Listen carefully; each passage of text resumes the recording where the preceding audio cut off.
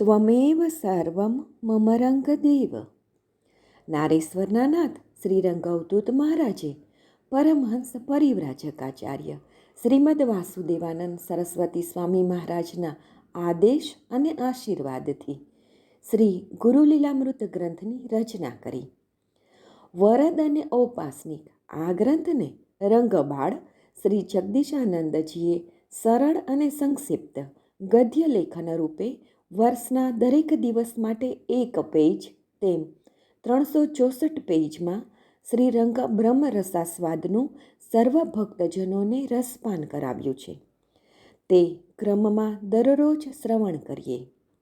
દત્તબાવનીના ગાન પછી આ એક પેજનું પઠન કરવું શ્રેયસ્કર છે. સપ્તાહ 2 સોમવાર. અત્રિ અનસૂયાના તપ પ્રભાવથી સૂર્યોદય કરાવી જગતને રોગ ભયથી મુક્ત કર્યું. શાંડિલીના પતિ કૌશિકને જીવનદાન દહી માહુરગઢ શિખર પર તપ ધ્યાન કરવા લાગ્યા.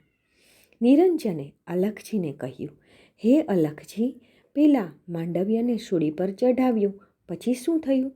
અને માહુર શિખરે શ્રી દત્ત જન્મ ક્યારે થયો?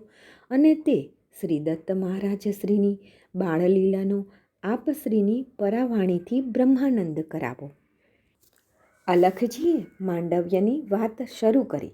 માંડવ્ય ઋષિ જે શૂળી પર વેદના સહન કરી રહ્યા છે તે જાણી ઋષિને શૂળી પરથી મુક્ત કરવા બધા દેવો રાજા પાસે આવી રાજાને ઋષિની ઓળખ કરાવી. રાજાને ભૂલનો પસ્તાવો થયો. અજાણતાથી થયેલા અપરાધને ઋષિએ માફ કર્યો. ઋષિ અને યમરાજનો વાર્તાલાપ થયો. યમરાજને પણ ભૂલ સમજાઈ. ધર્મરાજ થઈને ઋષિ સાથે પણ આવો અધર્મ કર્યો. તેથી ઋષિએ યમરાજને દ્વાપર યુગમાં દાસીપુત્ર થવાનો શ્રાપ આપ્યો. તે દાસીપુત્ર એટલે વિદુરજી. શ્રી દત્ત પ્રાગટ્યની જ્ઞાનગોષ્ઠી કરતા અલખ અતિ આનંદથી શ્રી દત્ત લીલાનું દર્શન કરાવવા લાગ્યા. આંખ બંધ કરી જે જોયું એનું વર્ણન કરવા લાગ્યા. એક દિન અત્રિ ઋષિ સમાધિમાંથી જાગૃત થયા. એવામાં જ ઋતુ સ્નાન બાદ અત્રિના દર્શન કરવા તેમની સામે આવી અનસૂયાજી ઊભા રહ્યા. ત્યાં જ અત્રિ ઋષિના નેત્રમાંથી એક દિવ્ય જ્યોત નીકળી સીધી જ અનસૂયાજીના ઉદરમાં ગર્ભ સ્વરૂપે પ્રગટ થઈ. એને વળી ગર્ભવાસ શેનો? છતાંય ભક્તાધીન ભગવાને તેના ભક્તની તપસિદ્ધિને પ્રકાશિત કરી. એની નાટકી લીલાને ત્રિદેવોએ 3 વાર જે વરદાન આપ્યું હતું તેને જગતનો ઉદ્ધાર કરવા અને જગતને યોગ તત્વજ્ઞાનનો બોધ સિદ્ધ કરાવવા માગશર સુદ ચતુર્દશી યુક્ત પૂર્ણિમાની તિથિ અને મૃગ નક્ષત્રે બુધવારના સંધ્યાકાળે પ્રદોષ સમયે અત્રિ અનસૂયાને નિમિત્ત કરી શ્રી દત્ત ભગવાન જગતનો ઉદ્ધાર કરવા પ્રગટ થયા. અત્ર અનસૂયા કરી નિમિત્ત પ્રગટ્યો જગ કારણ નિશ્ચિત. શ્રી દત્ત બાવની બીજી પંક્તિ. શ્રી દત્ત ભગવાને જન્મતા જ માલા, કમંડળ, ડમરૂ, ત્રિશૂલ, શંખ, ચક્ર, 6 હાથ, 3 મુખ, જટાજૂટ, કાશાયંબર, તેજપુંજ, દિવ્ય તનુના દર્શન કરાવ્યા.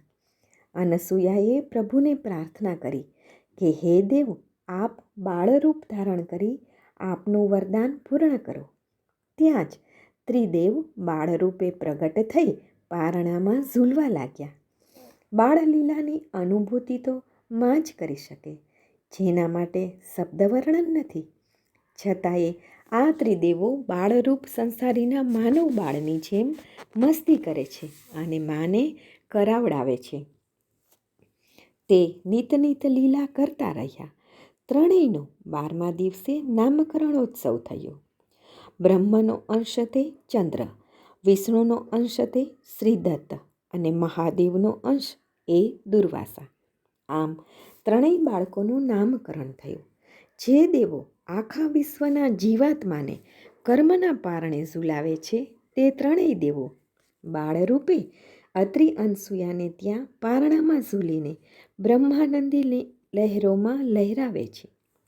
જે તપ ધ્યાનથી તૃપ્ત ન થાય તે અનસૂયાના સ્તનપાન લાલન પાલનથી અતિ પ્રસન્ન થઈ ચંદ્ર આકાશમાં ચંદ્રમંડલે, દુર્વાસા દુર્જનને દંડ કરી જગતનો ઉદ્ધાર કરવા જગે વિચરણ કરી તપ કરવા અરણ્યે ગયા. અને શ્રીદત્ત અનસૂયાશ્રમે 8 વર્ષની વયે મોજી બંધન સંસ્કાર ધરી પિત્રાજ્ઞા લઈ કૈલાસ ભવને યોગસિદ્ધિ તત્વજ્ઞાનાર્થે તપ કરવા અંતર્ધ્યાન થયા. છતાંય સર્વત્ર સર્વકાળ દરેક સ્થળે હાજર રહી પોતાની દૈનિક સટકર્મ ક્રિયા કરતા રહી કદીક યોગી, કદીક ભોગી, કદીક ગૃહસ્થાશ્રમ, કદીક વાનપ્રસ્થ, કદીક વિરુદ્ધાશ્રમની અકળ લીલા કરી ભક્તજનોનો જગતનો ઉદ્ધાર કરવા અનેક કસોટીઓ કરી ભક્ત ભાવનાધીન થઈ અહેતુક લીલા કરતા રહ્યા. સર્વત્ર સર્વકાળે સ્મરણ કરતા જ પ્રગટ થતા રહ્યા તે શ્રી દત્તદેવ. કેવળ દેખે ભાવને નવ દેખે અવગુણ, નિર્ગુણ ભક્તિ વશ થયો દેવ જેહ સગુણ. શ્રી ગુરુલીલામૃત અધ્યાય 8 દોહરો 116. અવધૂત ચિંતન શ્રી ગુરુદેવ દત્ત.